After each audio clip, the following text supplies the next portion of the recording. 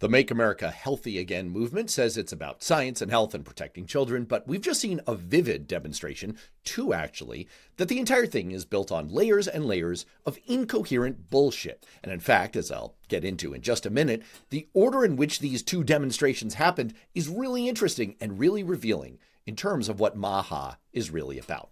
On March 9th, the MAHA Institute, which is a think tank that advocates for what it says are health policies and is tied to Health and Human Services Secretary Robert F. Kennedy Jr., held a conference in Washington. RFK stayed away from it because even the Trump White House knows how crazy these people are, and it didn't take long for the mask to come off.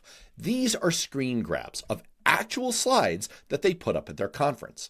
They claimed that 70% of chronic diseases come from vaccines, including autism, epilepsy, learning disabilities, allergies, asthma, lupus, MS, the boogie-woogie flu, left-handedness, FOMO, and reading long and increasingly made-up lists. They claimed that vaccines cause 100 times more injuries than are ever reported, and the way they proved it is they literally took the official numbers and crossed them out with a red X and multiplied them by 100. Actually, it is true that adverse effects from vaccines are underreported, but almost all of these adverse effects are mild, like a sore arm, a small rash, not death.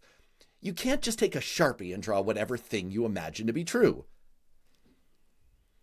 Maybe the best one was when they addressed the war on measles and they took the side of measles. They actually made the claim that RFK Jr. has made before, that getting measles is great because it protects you against cancer. Let's be clear, this is entirely made up. Here's an article from the Harvard School of Public Health that literally says measles infections don't protect against cancer. The truth is that measles vaccines, which are 97% effective, are one of the great triumphs of 20th century medicine. But vaccine conspiracy theorists have caused more hesitancy about getting the vaccine, which has led to a comeback for measles. And these guys clearly want to finish the job. There's a lot more, but I can sum it all up the way this actual expert did by basically just saying they're all making their numbers up.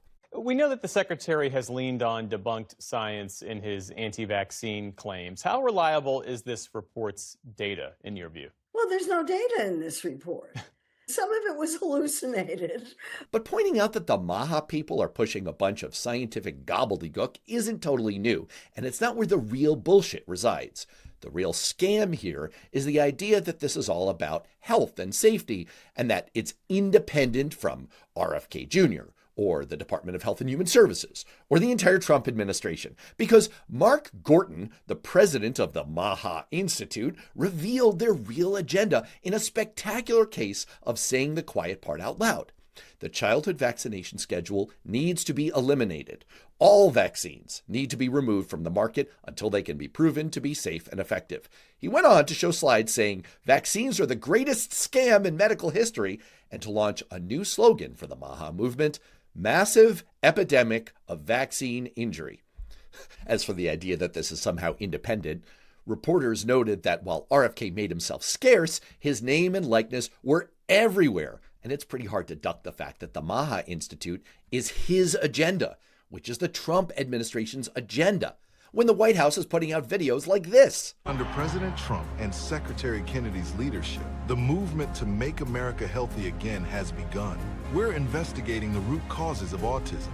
We're rewriting America's dietary guidelines. No more toxic dyes, only safe, natural ingredients. But what's worse is the second piece of hypocritical bullshit that just happened right before this big conference. The MAGA and MAHA movements are clashing over the herbicide glyphosate, the most widely used weed killer in U.S. agriculture. Before the 2024 election, RFK Jr. tweeted that glyphosate was one of the likely culprits in America's chronic disease epidemic. So it came as a surprise to many when the president signed an executive order on Wednesday providing immunity for producers of glyphosate. It's a chemical that you will find in your urine, your breast milk, your hair. It's been shown to kill sperm. That's why it became a banner chemical for MAHA. Just so we're clear, RFK's position, and hence the MAHA movement's position, is that vaccines tested for decades and used by billions and billions of human beings, saving literally hundreds of millions of lives around the world,